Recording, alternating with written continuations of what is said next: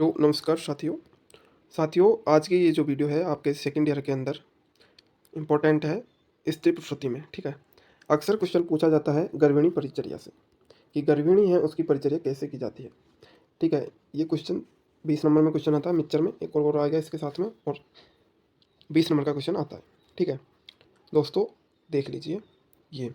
अब गर्भिणी कौन होती है दोस्तों? गर्भिणी वो होती है जो प्रेग्नेंट होती है। ठीक है, यानी ऐसी औरत जो प्रेग्नेंट है उसको गर्भिणी कहते हैं। ठीक है, अब आयुर्वेद मत के अनुसार गर्भिणी की परिचर्या ये हम लोग इसमें देखेंगे। ठीक है, सबके पहले बात करते हैं कि इसमें लिखा हुआ है, पहला पॉइंट है, श्रेष्ठ संतान को चाहने वाली गर्भिणी माता को चाहिए कि वह अहितकर आहार विहार रोग का प्रयोग नहीं करे। यानी कि जो गर्भिणी है वो अगर चाहती है कि उसे श्रेष्ठ संतान उत्पन्न हो, ठीक है, तो उसको क्या करना चाहिए? अहितकर आहार विहार, यानी जो उसके स्वास्थ्य के लिए सही नहीं है, ऐसे आहार और विहार यानी घूमना फिरना या सवारियों की यान करना, ठीक है, तो ऐसी चीज़ों से उसको दूर रहना चाहिए, यानी हितकर आहार उसको करना चाहिए। ठीक है, उसके बाद में नेक्स्ट पॉइंट है कि संतुलित आहार संतुलित आहार का प्रयोग करना चाहिए। यानी कि उसको बैलेंस डाइट होती है, पोषक तत्वों से भरपूर ऐसी उसको डाइट है या आहार है वो उसको खाना चाहिए। उसे मधुर यानी कि मीठा भोजन होना चाहिए, थोड़ा वल्ले यानी जिससे बल की प्राप्ति हो ऐसा होना चाहिए।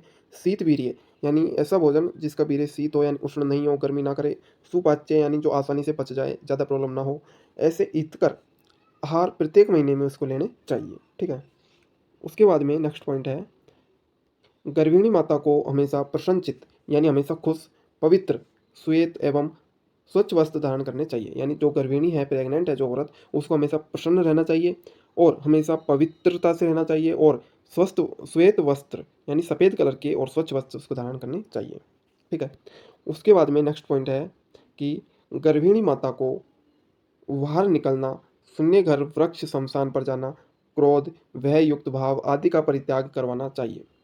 यानी कि ऐसी स्त्री जो प्रेग्नेंट है या गर्भ से है, तो उसे घर से ज़्यादा बाहर नहीं जाना चाहिए दोस्तों, है ना? इसमें लिखा हुआ है घर से ज़्यादा बाहर नहीं जाना चाहिए। शून्य घर यानी ऐसा घर जिसमें कोई और ना हो, तो वहाँ पर भी उसको नहीं रहना चाहिए। वृक्षों के नीचे नहीं बैठना चाहिए और शमशान आदि पर नहीं जाना चाहिए।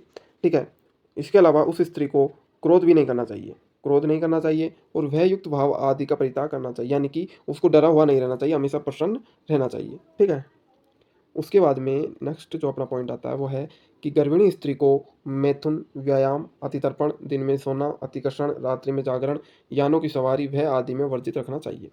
यानी दोस्तों ये क्या बोल रहा है कि जो गर्भिणी स्त्री है उसको मैथुन नहीं करना चाहिए, ठीक है, व्यायाम भी नहीं करना चाहिए, अतितर्पण यानी ज़्यादा काम नहीं करना चाहिए उसको, और दिन में सोना नहीं चाहिए, ठीक है, रात्रि में जागना भी नहीं चाहिए, और यानों की सवारी यानी ज़्यादा दोस्तों जो जैसे कि आयुर्वेद के अंदर जो लिखा हुआ है वो घोड़े, ठीक है, बैल आदि की सवारी नहीं करनी चाहिए, और वैसे उसको दूर रहना चाहिए बिल्कुल ही। ठीक है, नॉर्मल चीज़ है दोस्तों, आप सोच समझ कर भी लिख सकते हैं, ऐसी ज़्यादा दिक्कत वाली बात नहीं है ना। उसके बाद में अगला पॉइंट है कि गर्भिणी में स्वेदन, अकाल में रक्तमोषण आदि नहीं करना चाहिए। जो गर्भिणी स्त्री है उसका स्वेदन और रक्तमोषण नहीं करना चाहिए।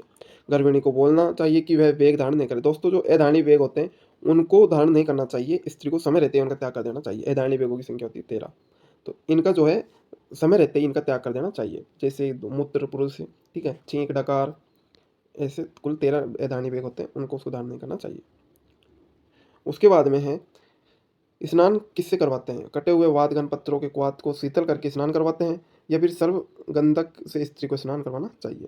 इसके बाद में गर्भिणी की इच्छा के अनुसार पूर्ति करनी चाहिए, यानी गर्भिणी की जो इच्छा है उसकी इच्छा की पूर्ति करनी चाहिए। गर्भिणी कहती है मुझे ये खाना, तो उसे वही चीज़ लाकर उसको खिलानी चाहिए, लेकिन एक चीज़ ध्यान में रखनी चाहिए कि गर्भ को नुकसान पहुंचाने वाले पदार्थों का त्याग करना चाहिए। यानी ऐसी चीज़ें या ऐसी इच्छा की पूर्ति नहीं करेंगे जिससे गर्भ को नुकसान पहुंचे। ठीक है, उसके बाद में है, गर्भिणी स्त्री की चिकित्सा में शीत वीर्य, मधुर, शीतल औषधियों का प्रयोग करना चाहिए। यानी जो ऐसी औषधियाँ जिनका वीर्य शीत हो, उष्ण नहीं हो, मधुर यानी कड़वी नहीं हो, मधुर हो, ठीक है, और शीत प्रकृति को, ऐसी औषधियों का प्रयोग करना चाहिए गर्भिणी स्त्री की चिकित्सा में। यानी जो बीमार हो जाती है गर्भिणी, कभी छोटी मोटी बीमारी हो जाती है, तो हमेशा ये ध्यान रखना चाहिए कि जो उसको औषधियाँ दे रहे हैं वो शीत वीर्य हो, मधुर हो। ठीक है, इसके बाद में नेक्स्ट पॉइंट है, इनमें वमन विरेचन तथा शिरोविरेचन आदि तीव्र शोधनों का प्रयोग नहीं करना चाहिए। यानी कि गर्भिणी स्त्री को वमन विरेचन, शिरोविरेचन यानी जो कर्म है, ठीक है, वो उसको नहीं करवाने चाहिए। काश्यप जी कहते हैं कि मंगल पवित्र प्रिय वस्त्र आभूषण पहनाना चाहिए। यानी जो गर्भिणी है उसको अच्छे लग रहे हैं कोई वस्त्र है, कोई भी आभूषण यानी गहने हैं, तो ऐसे वस्त्रों को और ऐसे आभूषणों को उसको पहनाने चाहिए। ठीक है, और गर्भिणी स्त्री को सूर्य ग्रहण और चंद्र ग्रहण नहीं देखना चाहिए। ठीक है, हमेशा ढीले वस्त्र धारण करना चाहिए, यानी उसको जो है गर्भिणी स्त्री को ढीले वस्त्र पहनने चाहिए, ज़्यादा टाइट वस्त्र उसको नहीं पहनाने चाहिए। उसके बाद में है आराध्य देवों की पूजा करवानी चाहिए, यानी कि जो उनके देवी देवता हैं उनकी पूजा करवानी चाहिए गर्भिणी स्त्री से। इसके बाद में हमारा नेक्स्ट पॉइंट है, गर्भिणी के दरवाजे पर आए भिक्षु को खाली हाथ नहीं लौटना चाहिए। यानी किसी भी घर में कोई गर्भिणी है और उस घर पर यदि कोई भिखारी कुछ मांगने आता है या कोई भी आ जाता है मांगने, तो उसको खाली हाथ नहीं लौटाना चाहिए, उसको कुछ ना कुछ उसको दे देना चाहिए, ठीक है। लाक्षादी तेल से अभ्यंग करना चाहिए, यानी जो गर्भिणी स्त्री है उसका अभ्यंग जो है हल्के हाथ से करना चाहिए। लाक्षादी तेल होता है उसका प्रयोग हम इसमें करते हैं, ठीक है। ये तो था दोस्तों हमारा आधुनिक मत के अनुसार गर्भिणी की परिचर्या ये कहती है, ठीक है। आधुनिक मत के अनुसार नहीं थी, आयुर्वेद के मत के अनुसार थी, और आधुनिक मत के अनुसार अब हम पढ़ेंगे, ठीक है।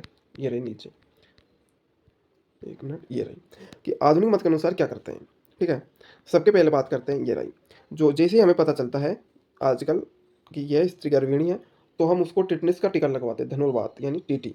टिटनिस के संक्रमण को रोकने के लिए 1 मास के अंतराल पर वैक्सीन लगवाते हैं, ठीक है।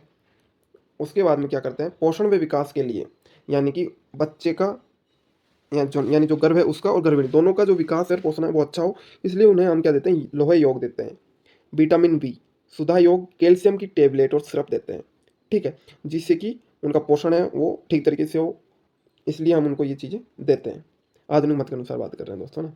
उसके बाद में प्रत्येक माह टीपीआर बीपी वेट, यानी टेम्परेचर, पल्स रेट और ब्लड प्रेशर और उसका वजन कितना है, ये प्रत्येक महीने दोस्तों इसका हम परीक्षण करते हैं, ठीक है। उसके बाद में प्रयोगशाली परीक्षण, यानी जो लैब में क्या क्या एग्जामिनेशन करते हैं, प्रत्येक महीने मूत्र व रक्त की परीक्षा करते हैं, प्रत्येक महीने मूत्र और रक्त की परीक्षा करवाते हैं।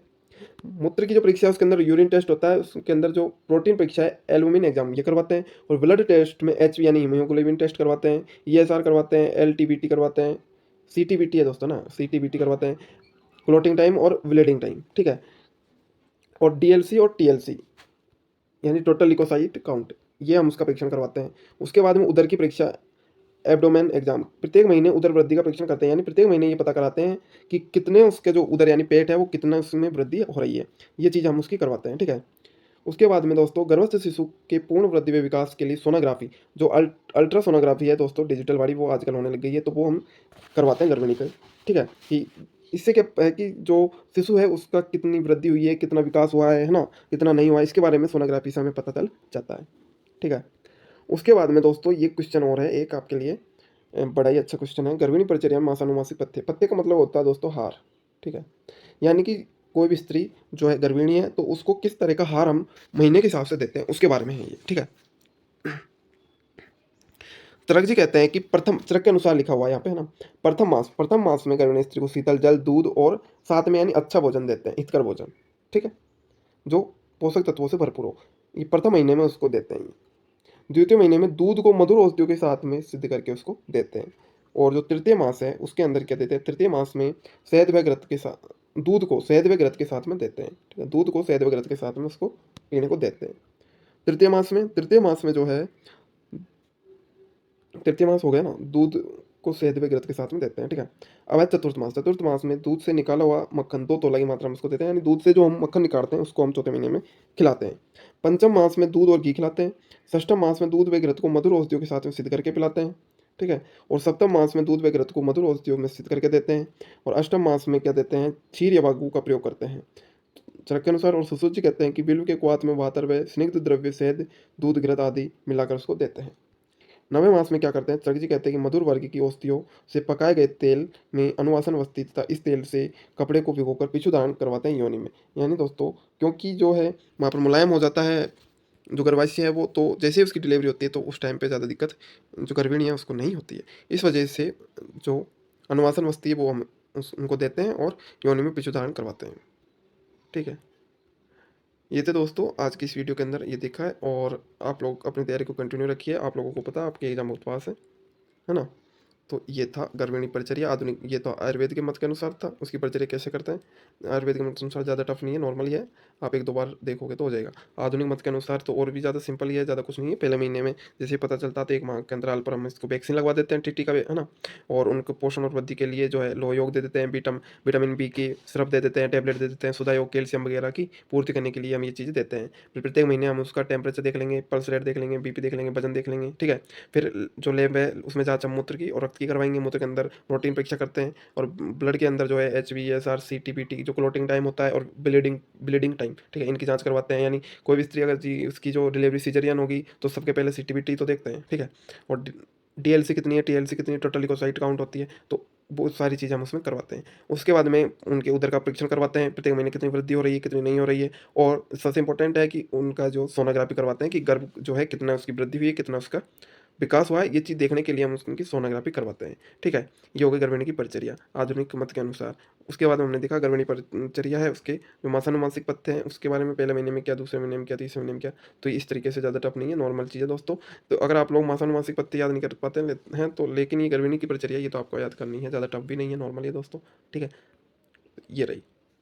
तो नमस्कार साथियों, आप अपनी जो तैयारी है इसको कंटिन्यू रखिए। धन्यवाद।